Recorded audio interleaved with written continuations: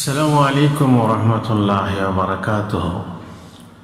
যুবক বন্ধু আমার, আমি আশা করব যে তুমি সেই যুবক দলের অন্তর্ভুক্ত হবে যারা নিজেদের যৌবনকাল আল্লাহর আনুগত্যে অতিবাহিত করে কাল কিয়ামতে ছায়াহীন রৌদ্র তপ্ত মাঠে আল্লাহর আরশের ছায়ার নিচে স্থান পাবে। বহু কথাই তো জানছো, শুনছো, পড়ছো, এবারে দরকার হলো তা আমলে পরিণত করা, উপদেষ্টার উপদেশ গ্রহণ করা। মহান আল্লাহ বলেন, সায়াযযাক্কারু মান ইয়াখশা ওয়া ইয়াতাজান্নাবুহাল আশকা। যে ভয় করে সে উপদেশ গ্রহণ করবে এবং তা উপেক্ষা করবে সেই যে নিতান্ত হতভাগ্য। প্রীতিভাজন বন্ধু আমার, এখনো সময় আছে, তওবার দরজা খোলা আছে এখনো। যদি তুমি কোনো কুপথে ভ্রষ্ট থাকো তাহলে সুপথে ফিরে এসো। মহান স্রষ্টা ডাক দিয়ে বলেন, হে নবী, তুমি বলো, যারা নিজেদের প্রতি জুলুম করেছ তারা আল্লাহর রহমত হতে নিরাশ হইও না। আল্লাহ সমস্ত পাপ ক্ষমা করে দেবেন, নিশ্চয়ই তিনি ক্ষমাশীল, দয়াময়। তোমাদের নিকট শাস্তি আসার পূর্বেই তোমরা তোমাদের প্রতিপালকের অভিমুখী হও এবং তার নিকট আত্মসমর্পণ করো। শাস্তি এসে পড়লে সাহায্য পাবে না। তোমাদের অজ্ঞাতসারে তোমাদের উপর অতর্কিতভাবে শাস্তি আসে।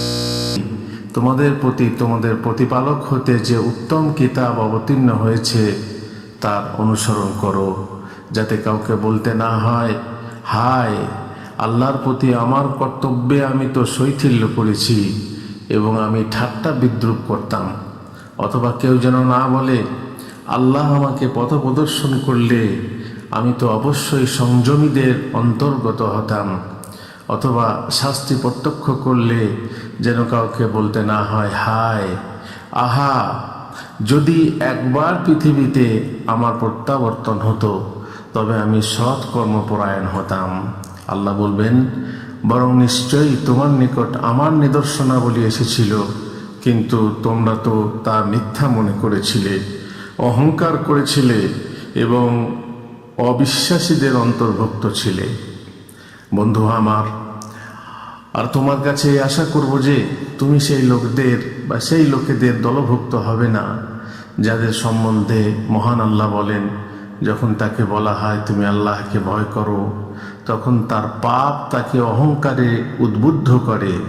সুতরাং তার জন্য দোজখই যথেষ্ট, আর নিশ্চয়ই তা হলো নিকৃষ্টতর আশ্রয়স্থল। বরং বিনয়ী হয়ে সত্যের দিকে প্রত্যাবর্তন করো, আল্লাহর নিকট আত্মসমর্পণ করে ক্ষমা প্রার্থী হও এবং তাঁরই একান্ত অনুগত হয়ে যাও। আর তাঁরই পথে, তাঁরই দিকে মানুষকে আহ্বান শুরু করে দাও। ইসলামী পুনর্জাগরণের আন্দোলনে তুমিও সামিল হয়ে যাও। মৃত ঘুমন্ত মুসলিম সমাজকে জীবিত ও জাগ্রত করার জন্য তোমার বড় ভূমিকা তুমি পালন করো। আল্লাহ তোমাকে তৌফিক দেন। আসসালামু আলাইকুম ওয়া রাহমাতুল্লাহি ওয়া বারাকাতুহু।